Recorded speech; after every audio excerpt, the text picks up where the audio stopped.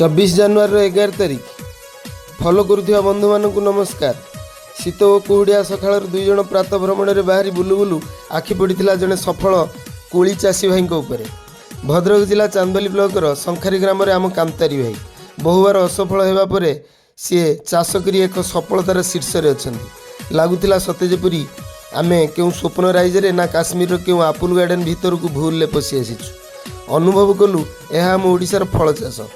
ଭାଇ ଜଣକ ଆମକୁ ଦେଖି ବିଭିନ୍ନ ଭେରାଇଟିର କୋଳି ଆମକୁ ଚାଖିବାକୁ ଦେଇଥିଲେ। ପେଟ ଭରି ଯାଇଥିଲା ଆଉ ଖୁସି ଆମର ବହୁ ଗୁଣରେ ବଢ଼ିଯାଇଥିଲା।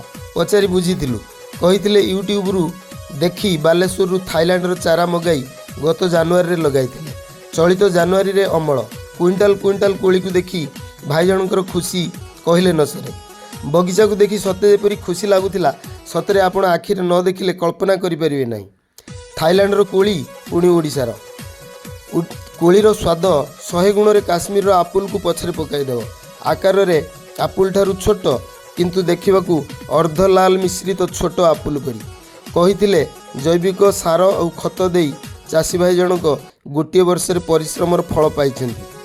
ଲାଗୁଥିଲା ସତେ ଯେପରି ଖାଦ୍ୟଦାତ୍ରୀ ମା ଲକ୍ଷ୍ମୀ ଏହି ଫଳ ବଗିଚାରେ ବିରାଜମାନ କରିଛନ୍ତି। ଏଭଳି ଚାଷୀଙ୍କୁ ଆମ ସରକାର ଯଦି ଟିକେ ପ୍ରୋତ୍ସାହନ ଦିଅନ୍ତେ, ଓଡ଼ିଶା ସତରେ ଏକ ଅଗ୍ରଣୀ ବଳକା ଖାଦ୍ୟ ରାଜ୍ୟରେ ପରିଣତ ହୁଅନ୍ତା ଏବଂ ଅନ୍ୟ ଚାଷୀ ଭାଇମାନେ ମଧ୍ୟ ତାଙ୍କୁ ଦେଖି ଚାଷ କରନ୍ତେ। ମନ କହୁଥିଲା ଏଭଳି ଚାଷୀଙ୍କୁ 100 ନମସ୍କାର, ଧନ୍ୟବାଦ। ଆମର ଓଡ଼ିଶାରେ ଯଦି ସବୁ ଲୋକ ଏଭଳିଆ ଚାଷ କରିବେ, ଏଇ ଜିନିଷଟାକୁ କରିକି ଆମେ ଚାନ୍ଦବାଲି ମାର୍କେଟରେ ଯଦି ଦେଖେଇ ପାରିବେ, ତାହେଲେ ଆମ ଏଠି କେଉଁଠି କିଛି କାହାର ଅସୁବିଧା ହେବନି। ଆମେ ବଳକା ରାଜ୍ୟ ହେବ, ବାହାରକୁ ବି ଆମେ ପଠେଇ ପାରିବା। ହଉ ଆପଣଙ୍କୁ ଶତ ସଲାମ।